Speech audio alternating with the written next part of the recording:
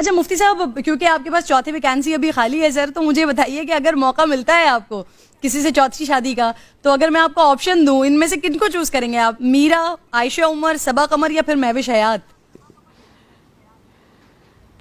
تینوں کو تو میں جانتا نہیں، پہلی والی کا نام سنا ہوا ہے میں نے. تو میں تو دیکھیں جی جی مولانا ٹائپ کا آدمی ہوں میں، تو ظاہر ہے پردہ، نماز، ان سب چیزوں کو ترجیح دوں گا سب سے پہلے. تو ان میں سے جو شرعی پردہ کرتی ہو، 5 ٹائم کی نماز کی پابند ہو، تو مجھے بتا دیں.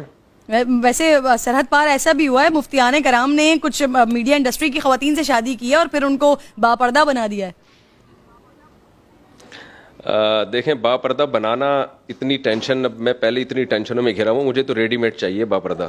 ٹھیک ہے، ریڈی میڈ نمازی جی، ٹھیک ہے. اچھا، بنانے کی ٹینشن کا ٹائم نہیں.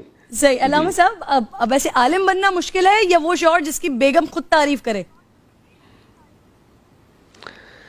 ہمارے والد صاحب ایک لطیفہ سنایا کرتے تھے کہ ایک خاتون، ایک صاحب بزرگ تھے، ان کی وائف ان کی تعریف نہیں کرتی تھی، ساری دنیا ان کے ہاتھ چومتی تھی اور بڑی بڑی کرامتیں ظاہر ہوتی تھیں ان کے ہاتھوں سے، لیکن ان کی بیگم کو جب پتہ چلتا وہ کہتی ہیں ایسی فراڈی ہے.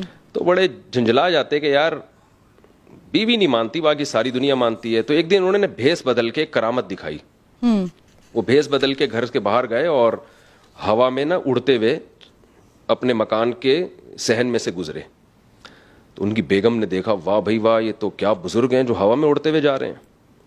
تو جب وہ گھر میں آئے تو ان کی وائف نے کہا کہ دیکھیں بزرگ اس کو بولتے ہیں، ایک آپ ہو، ایک بزرگ یہ ہوتے ہیں کہ ہوا میں اڑتے ہوئے گزرے میرے سامنے. تو وہ بیچارے بڑے خوش ہوئے اور کہنے لگے بیگم وہ میں ہی تو تھا.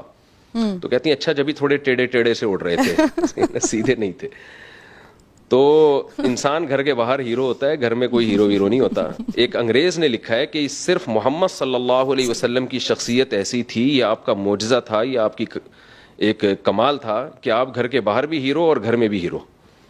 تو بیگم سے کے زبان سے اپنی تعریف نکلوانا اونٹ کو رکشے میں بٹھانے سے زیادہ مشکل ہے. صحیح. اچھا مجھے یہ بتائیے مفتی صاحب، آپ 4 شادیوں کی سر بات کرتے ہیں، سر پہلی بیوی کے ہوتے ہوئے دوسری شادی نہ کرنا بھی تو سنت ہے؟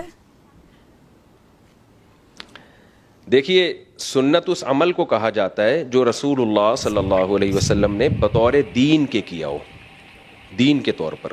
اس کی میں ایک مثال دیتا ہوں. جو کی روٹی آپ صلی اللہ علیہ وسلم نے کھائی ہے، لیکن جو کی روٹی کو ہم دینی سنت نہیں کہہ سکتے، اس لیے کہ کلچر تھا. آپ صلی اللہ علیہ وسلم نے اونٹ کا گوشت کھایا ہے، لیکن ہم اس کو ایز دینی سنت نہیں کہہ سکتے، اس لیے کہ کلچر تھا. تو نبی صلی اللہ علیہ وسلم نے حضرت خدیجہ رضی اللہ تعالی عنہ کی موجودگی میں دوسری شادی نہیں کی، اس لیے کہ یہ ہجرت سے پہلے کا زمانہ ہے. ہجرت سے پہلے دین کے احکام تفصیلی طور پر نازل نہیں ہوئے تھے، اور آپ صلی اللہ علیہ وسلم کی طبیعت میں اللہ نے دنیا سے بے رغبتی رکھی تھی.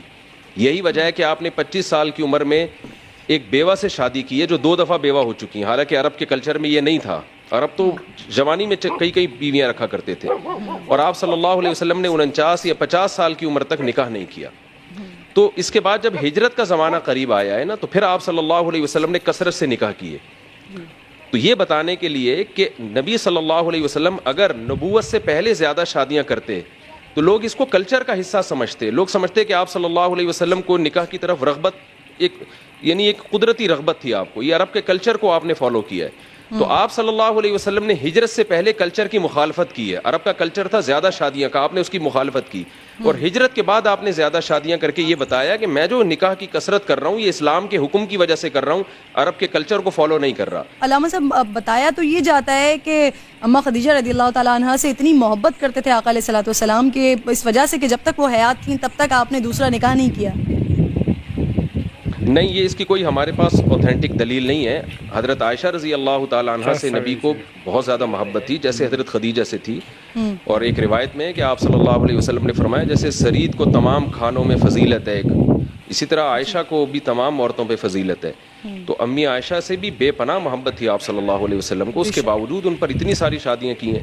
یہ قرآن کی جو آیت ہے نا، یہ جو لوگ سوال کرتے ہیں کہ یار میری پہلی بیوی میں خرابی کیا کہ میں دوسری شادی کروں، یہ بالکل ایک غلط اعتراض ہے. قرآن کے الفاظ ہیں فَانكِحُوا مَا طَابَ لَكُم مِّنَ النِّسَاءِ مَثْنَىٰ وَثُلَاثَ وَرُبَاعَ، جو عورتیں تمہیں پسند ہو ان میں سے 2 3 4 سے کرو. تو اس میں اللہ نے بتا دیا کہ چاروں پسندیدہ ہونی چاہیے.